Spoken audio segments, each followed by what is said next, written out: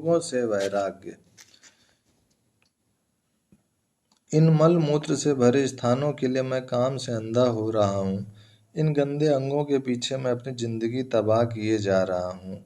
आंध्र प्रदेश में एक धनाढ्य सेठ का छोटा पुत्र वेमना माता पिता की मृत्यु के बाद अपने भैया और भाभी की छत्र छाया में पला बढ़ा। उसकी भाभी लक्ष्मी उसे माँ से भी ज्यादा स्नेह करती थी। वह जितने रुपए मांगता उतने उसे भाभी से मिल जाया करते थे। बड़ा भाई तो व्यापार में व्यस्त रहने लगा और छोटा भाई वेमना खुशामद खोरों के साथ घूमने लगा। उनके साथ भटकते भटकते एक दिन वह वेश्या के द्वार तक पहुंच गया। वेश्या ने भी देखा कि ग्राहक मालदार है। उसने वेमना को अपने मोह पास में फंसा लिया और कुकर्म के रास्ते चल पड़ा। अभी वेमना की उम्र केवल 16-17 साल की ही थी। वेश्या जो जो मांगे उसके आगे रखती। भाभी से पैसे लेकर वह उन्हें पूरी कर देता। एक बार उस वेश्या ने हीरे मोतियों से जड़ा हार, चूड़ियां और अंगूठी मांगी। वेमना उस वेश्या के मुंह पास में पूरी तरह बंध चुका था। उसने रात को भाभी के गहने उतार लिए। भाभी ने देख के अनदेखा कर दिया। कुछ दिनों बाद वेमना ने भाभी का मंगलसूत्र उतारने की कोशिश की। तब भाभी ने पूछा, सच बता तू क्या करता है? पहले के गहने कहाँ गए? सच्चाई जानकर भाभी रो पड़ी। सोचने लगी कि इतनी सी उम्र में ही यह अपना तेज बल सब नष्ट कर रहा है। किंतु भाभी कोई साधारण महिला नहीं थी, सत्संगी थी। उसने देवर को गलत रास्ते जाने से रोकने के लिए डांट फटकार की जगह विचार का सहारा लिया और देवर के जीवन में भी सद्विचार आ जाए ऐसा प्रयत्न किया। उसने एक शर्त रखकर वेमना को जेवर दिया। बेटा वो तो वैश्या ठहरी, तू जैसा कहेगा वैसा ही करेगी। उसे कहना कि तू नग्न होकर सिर नीचे कर और अपने घुटने के बीच से हाथ निकाल कर पीछे से ले, तब मैं तुझे गहने दूंगा। जब वह इस तरह तेरे से गहने लेने लगे तब तू काली माता का स्मरण करके उनसे प्रार्थना करना कि हे माँ मुझे विचार दो, भक्ति दो, मुझे काम विकार से बचाओ। दूसरे दिन वेमना की शर्त के अनुसार जब वैश्या गहने लेने लगी तब वेमना ने माँ काली से सद्बुद्धि के लिए प्रार्थना की। भाभी की शुभ भावना और माँ काली की कृपा से वेमना का विवेक जाग उठा कि इन मल मूत्र से भरे स्थानों के लिए मैं काम से अंधा हो रहा हूँ। इन गंदे अंगों के पीछे मैं अपनी जिंदगी तबाह किए जा रहा हूँ। यह विचार आते ही वेमना तुरंत गहने लेकर भाभी के पास आया और भाभी के चरणों में गिर पड़ा। भाभी ने वेमना का और भी मार्गदर्शन किया। वेमना मध्य रात्रि में ही माँ काली के मंदिर में चला गया और सच्चे हृदय से प्रार्थना की। उसकी प्रार्थना से प्रसन्न होकर माँ काली ने उसे योग की दीक्षा दे दी और माँ के बताए निर्देश के अनुसार वह लग गया योग साधना में। उसकी सुषुप्त शक्तियां जागृत होने लगीं और कुछ सिद्धियां भी आ गईं। अब वेमना वेमना न रहा, योगी राज वेमना होकर प्रसिद्ध हो गया। उनके सत्संग से वेमना योग दर्शनम और वेमना तत्व ज्ञानम ये दो पुस्तकें संकलित हुईं। आज भी आंध्र प्रदेश के भक्त लोग इन पुस्तकों को पढ़कर योग और ज्ञान के रास्ते पर चलने की प्रेरणा पाते हैं। कहाँ तो वेश्या के मुंह में फंसने वाला वेमना और कहाँ करुणामयी भाभी ने सही रास्ते पर लाने का प्रयास किया। माँ काली से दीक्षा मिली, चला चला योग व ज्ञान के रास्ते पर और भगवदीय शक्तियाँ पाली, भगवत साक्षात्कार कर लिया एवं कईयों को भगवान के रास्ते पर लगाया। कई वैष्णव दुराचारियों के जीवन को तार दिया जिससे वे संत वेमना होकर आज भी पूजे जा रहे हैं। ओम ओम।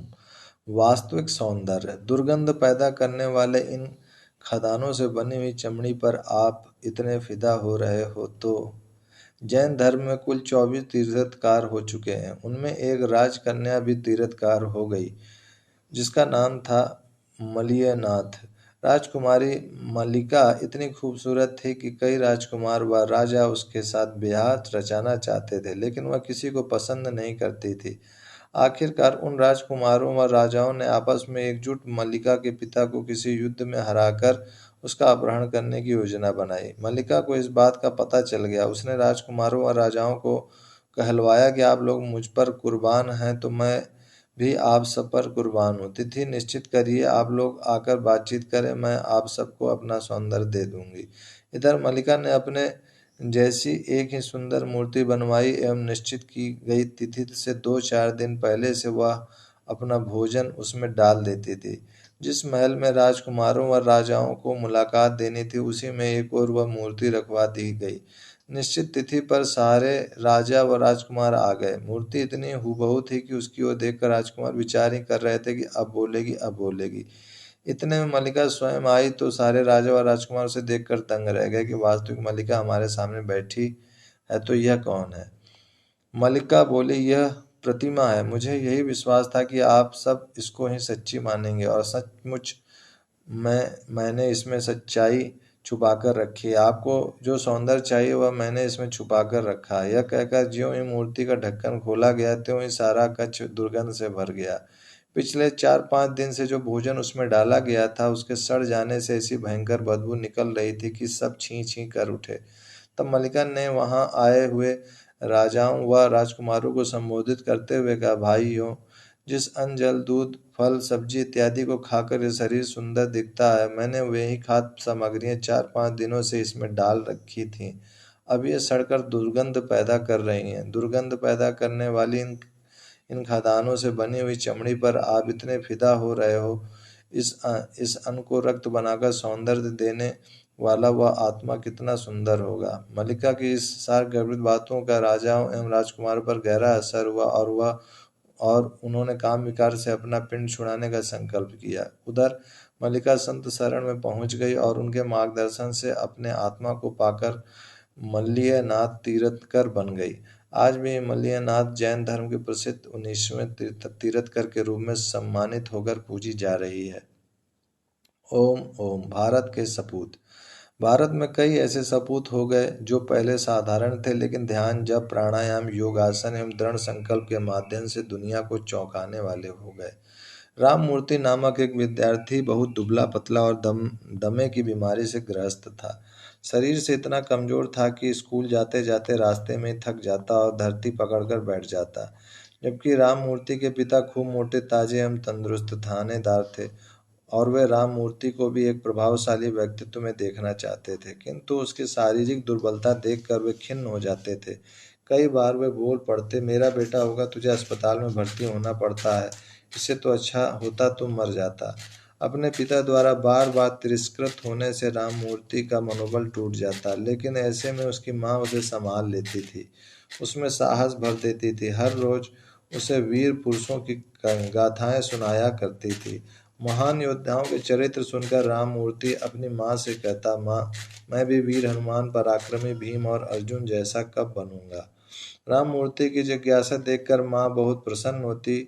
माँ भारतीय संस्कृति का आदर करती थी। सत्संग में आने जाने से हमारे ऋषि मुनियों के बताए हुए प्रयोगों की थोड़ी बहुत जानकारी उसे थी। उसने उन प्रयोगों को राम मूर्ति पर आजमाना शुरू कर दिया। सुबह उठकर खुली हवा में दौड़ लगाना, सूर्य की किरणों में योगासन प्राणायाम करना, दंड बैठ लगाना, उबले अंजीर का प्रयोग करना इत्यादि से राम मूर्ति का दमे का रोग तो मिट गया, साथ ही उसके फेफड़े में प्राण शक्ति का इतना बल आ गया कि एक नाले में फंसी हुई भैंस को, जिसे गांव के अन्य लोग नहीं निकाल पा रहे थे, राम मूर्ति ने अपने बाहुबल से अकेले ही निकाल दिया। तब अब तो कहना ही क्या था, लोग राम मूर्ति को पहलवान राम मूर्ति के नाम से पहचानने लगे। असंभव कुछ भी नहीं है, सब संभव है। दमे की बीमारी से ग्रस्त राम मूर्ति प्राण बल से पहलवान राम मूर्ति बन गए। धीरे धीरे उन्होंने अपने बल से ऐसे प्रयोग कर दिखाए कि भारत में ही नहीं विदेश में भी उनकी प्रसिद्धि होने लगी। एक बार यूरोप का पहलवान यूजियन सेंडो भारत में आया। उससे घमंड था कि सारे यूरोप खड़े खंड में कोई भी उसे हरा नहीं सकता। राम मूर्ति ने यूजियन सेंडो को संदेश भिजवाया कि वह उसके साथ कुश्ती करे। यह सुनकर यूजियन सेंडो को आश्चर्य हुआ कि मेरे साथ कुश्ती करने की किसकी हिम्मत हो गई है। पर जब उसे खबर मिली कि राम मूर्ति 1200 रतल करीब 552 किलो वजन उठा लेता है, तब वह घबरा गया, क्योंकि वह खुद 800 रतल करीब 368 किलो वजन ही उठा सकता था। उसने बहाना बनाया, हम गोरे लोग हैं, हिंदुस्तानी से हाथ नहीं मिलाते। उसके बाद राम मूर्ति ने एक सर्कस निकाला जिसमें 25-25 हार्स पावर की चालू जीपों को हाथों से पकड़े रखना, छाती पर पटिया रखकर उस पर हाथी को चलवाना, ऐसे कई चमत्कार कर दिखाए। भारत में कई ऐसे सपूत हो गए जो पहले साधारण थे लेकिन जप, ध्यान, प्राणायाम, योग आसन एवं दृढ़ संकल्प के माध्यम से दुनिया को चौंकाने वाले हो गए। हे युवक, तुम भी हिम्मत मत हारना, निराश मत होना। अगर कभी असफल भी हुए तो हताश मत होना, वरन पुनः प्रयास करना। तुम्हारे लिए असंभव कुछ भी नहीं होगा। ओम ओम ओम।